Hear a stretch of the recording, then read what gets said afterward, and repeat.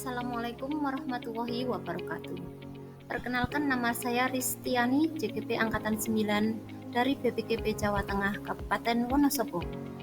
Pada video kali ini saya akan mempresentasikan tugas modul 1.1, yaitu demonstrasi kontekstual pemikiran filosofis Ki Hajar Dewantara. Ki Hajar Dewantara memiliki nama kecil Raden Mas Suwardi Suryaningrat. Beliau adalah aktivis pergerakan kemerdekaan Indonesia dan juga pelopor pendidikan di Indonesia. Pada tanggal 3 Juli 1992, beliau mendirikan Taman Siswa di Yogyakarta, di mana taman berarti tempat bermain atau tempat belajar, sedangkan siswa adalah murid. Ki Hajar Dewantara memiliki beberapa pemikiran filosofis dalam pendidikan.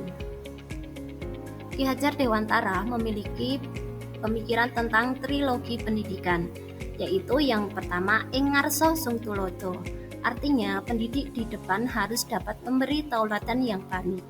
Yang kedua ing matya mangun karso, artinya di tengah guru harus bisa memberi semangat. Yang ketiga adalah tutwuri handayani, di belakang memberi bimbingan dan juga memfasilitasi kebutuhan murid sesuai kodrat alam dan kodrat zaman. Ki Hajar Dewantara juga menyatakan bahwa pendidikan hanya tuntunan. Pendidikan itu menuntun hidup tumbuhnya anak sesuai kodratnya. Artinya, hidup tumbuhnya anak terletak di luar kecakapan dan kehendak kita sebagai seorang pendidik.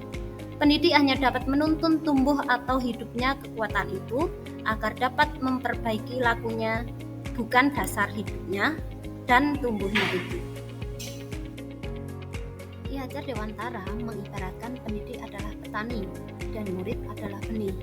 Apabila benih itu benih jagung, tidak mungkin petani bisa mengubah dia akan tumbuh menjadi padi. Petani hanya bisa merawat agar jagung tersebut dapat tumbuh dengan baik dengan cara memberi sinar matahari cukup, menyirami dengan air, dan memberi pupuk agar bisa tumbuh dan berbuah lebat sesuai kodratnya. Benih yang baik apabila tidak dirawat tentunya tidak akan tumbuh, sedangkan benih yang tidak baik apabila dirawat dengan baik tentunya bisa berbuah dan menghasilkan hasil yang baik pula. Menurut Ki Hajar Dewantara, budi pekerti atau watak atau karakter merupakan perpaduan antara gerak pikiran, perasaan, dan kehendak atau kemauan sehingga menimbulkan tenaga.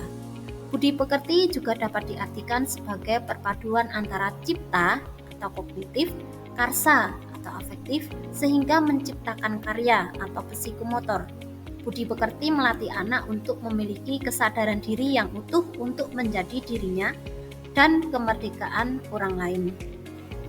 Berdasarkan filosofi Ki Hajar Dewantara tadi, maka dapat disimpulkan bahwa pendidikan harus berpihak pada murid.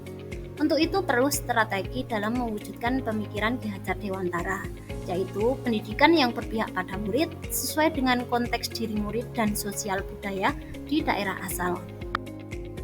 Ing ngarsa sing tulodo, penerapan dalam kelas yang telah saya lakukan adalah memberi contoh yang baik kepada anak, baik dalam bersikap, bertindak, berpakaian maupun berbicara di dalam ataupun di luar kelas. Ing matya mangun karso, selalu memberi semangat dan motivasi kepada anak-anak didik kita. Kita juga harus meluangkan waktu untuk membimbing anak didik kita yang mengalami atau memiliki keterbatasan kemampuan.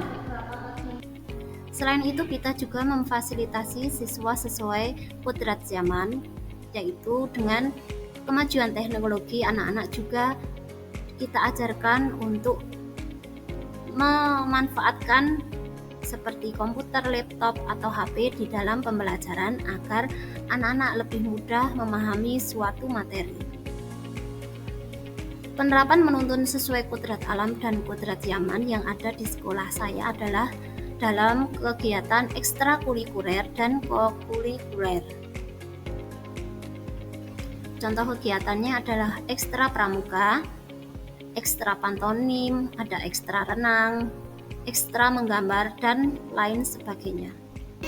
Penerapan budi pekerti yang ada di sekolah adalah dengan menerapkan 5S, yaitu senyum, salam, sapa, sopan, dan santun.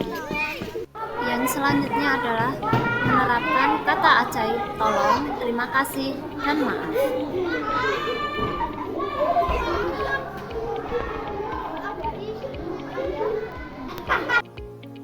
Penanaman budi pekerti yang lainnya adalah seperti pembiasaan sholat duha dan sholat duhur bersama di sekolah untuk kelas 3 sampai dengan kelas 6. Yang selanjutnya adalah kegiatan Jumat bersih dan cinta lingkungan. Pada kegiatan ini anak-anak diajak untuk selalu peduli terhadap lingkungan sekitar sekolah maupun lingkungan yang ada di sekitar masyarakat, agar mereka memiliki kesadaran untuk menjaga lingkungan. Di sekolah juga sering diadakan kegiatan game atau outbound, di mana pada kegiatan ini kita mengajarkan anak untuk bisa bekerja sama dengan orang lain dan menghargai keragaman yang ada di sekolah ataupun lingkungan masyarakat kita. Demikian materi yang dapat saya sampaikan. Terima kasih. Wassalamualaikum warahmatullahi wabarakatuh.